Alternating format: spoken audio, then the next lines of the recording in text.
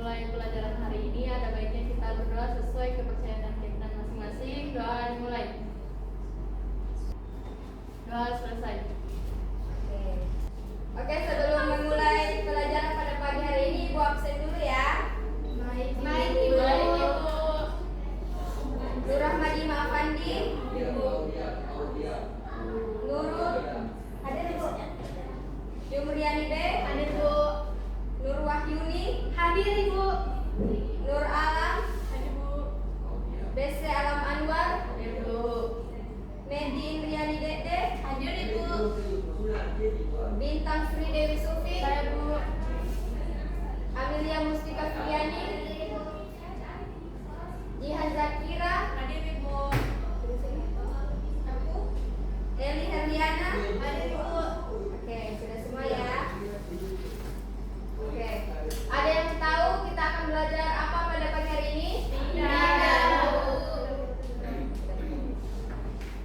Oke, di sini kita akan belajar tentang perubahan sosial dan globalisasi. Oke, sebelum kita memulai materi kali ini, Ibu akan menjelaskan tujuan pembelajaran pada pagi hari ini. Yang pertama itu mendefinisikan perubahan sosial dan globalisasi. Yang kedua, menjelaskan faktor-faktor pendorong dan penghambat perubahan sosial serta proses terjadinya globalisasi melalui diskusi kelompok secara komprehensif. Kemudian yang ketiga ada menguraikan contoh nyata perubahan sosial di masyarakat Indonesia akibat globalisasi dengan mempresentasikan hasil diskusi kelompok secara terperinci. Oke, itu saja tujuan pembelajaran kita pada pagi hari ini. Oke, sebelum kita mulai pembelajaran pada pagi hari ini, ada yang tahu apa itu perubahan sosial dan globalisasi? Ada, Bu. Oke, bisa dipaparkan? Bu, perubahan sosial itu merupakan perubahan yang terjadi dalam struktur dan pola kehidupan dalam masyarakat yang itu terjadi dari waktu ke waktu. Itu saja. Oke, bagus sekali jawabannya ya. Beri apresiasi. Oke, selanjutnya ada yang tahu apa itu globalisasi? Saya, Bu. Oke, Baik, terima kasih atas kesempatannya. Perkenalkan, nama saya Desela Manwar. Di sini saya akan menjelaskan apa itu globalisasi. Globalisasi adalah proses integrasi ekonomi, politik, dan budaya antar negara-negara di dunia yang semakin meningkat. Baik, itu saja Ibu. Oke, bagus jawabannya. Beri apresiasi.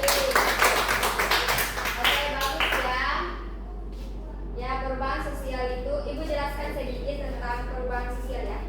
Perubahan sosial itu adalah perubahan dalam struktur dan fungsi masyarakat, termasuk nilai-nilai, sikap dan perilaku. Terus yang kedua itu ada globalisasi, yaitu proses interaksi dan integrasi antar individu, organisasi, dan negara di seluruh dunia yang semakin cepat karena kemajuan teknologi dan komunikasi. Oke. Selanjutnya kita masuk pada poin faktor pendorong perubahan sosial. Ada inovasi dan teknologi, ada urbanisasi, yang mana urbanisasi itu perpindahan dari kota untuk memengaruhi struktur sosial. Terus kemudian ada perubahan ekonomi, dan yang terakhir itu adalah gerakan sosial yang dimana yaitu kampanye memperjuangkan hak dan keadilan sosial. Selanjutnya masuk pada poin dampak globalisasi terhadap masyarakat. Di situ juga terbagi beberapa poin, yaitu yang pertama integrasi budaya, kedua ketergantungan ekonomi, di mana pasar global saling terkait dan memengaruhi satu sama lain. Kemudian poin selanjutnya adalah mobilitas sosial, dan yang terakhir konflik identitas, yaitu beberapa komunitas merasa kehilangan nilai dan tradisi lokal. Oke. Selanjutnya di poin selanjutnya itu ada perubahan sosial dan teknologi digital, yaitu yang pertama komunikasi cepat, yaitu membuka akses informasi dan jaringan sosial global. Yang kedua itu ada transaksi digital, yaitu mendukung ekonomi berbasis internet dan e-commerce. Kemudian ada penyimpanan data, yaitu memudahkan kolaborasi di berbagai bidang. Selanjutnya ada keamanan data, yaitu menjadi tantangan utama dalam era digital saat ini. Kemudian selanjutnya ada tantangan sosial dalam era globalisasi. Yang pertama itu ada kesenjangan ekonomi, yaitu pertumbuhan tidak merata antara kelompok masyarakat. Yang selanjutnya kedua adalah pengaruh budaya asing, yaitu dampak homogenisasi budaya dan hilangnya tradisi lokal. Sudah dijelaskan tadi ya. Kemudian ada ketimpangan sosial, yaitu perubahan cepat menyebabkan konflik dan ketidakstabilan. Kemudian yang terakhir itu ada isu lingkungan, yaitu urbanisasi dan industrialisasi menyebabkan degradasi lingkungan. Kemudian ada beberapa studi kasus ya tentang perubahan sosial yang ada di Indonesia. Ada 4 studi kasus yang Ibu ambil. Yang pertama itu di era Orde Baru, yaitu pembangunan dan sentralisasi pemerintah mendorong perubahan sosial. Kemudian studi kasus yang kedua yaitu reformasi di 1998, yaitu demokratisasi dan kebebasan sipil berkembang pesat. Oke, kemudian di studi kasus yang ketiga itu ada era digital, yaitu penggunaan internet dan media sosial mengubah interaksi masyarakat. Dan studi kasus yang terakhir itu ada globalisasi ekonomi, yaitu mendorong integrasi Indonesia ke pasar global. Oke, di sini Ibu akan membagikan kelompok ya. Masing-masing kelompok itu ada 5 orang dan ada 6 orang. Jadi yang saya sebutkan namanya itu kelompok 1 ya. Yang pertama Eli Herliana, Bintang Sri Dewi Sufi,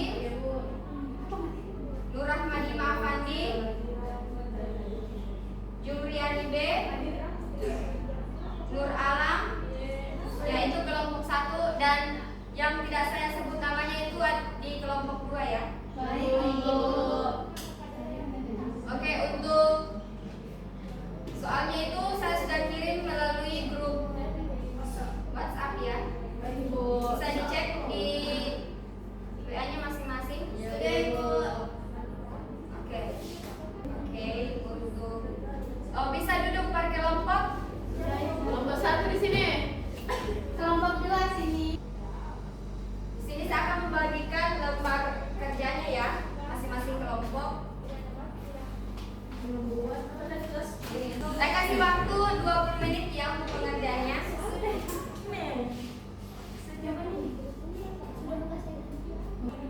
Oke, berhubung waktunya sudah habis, saya persilakan untuk masing-masing perwakilan kelompok untuk mempresentasikan di depan. Ini jadi perwakilan nanti ya.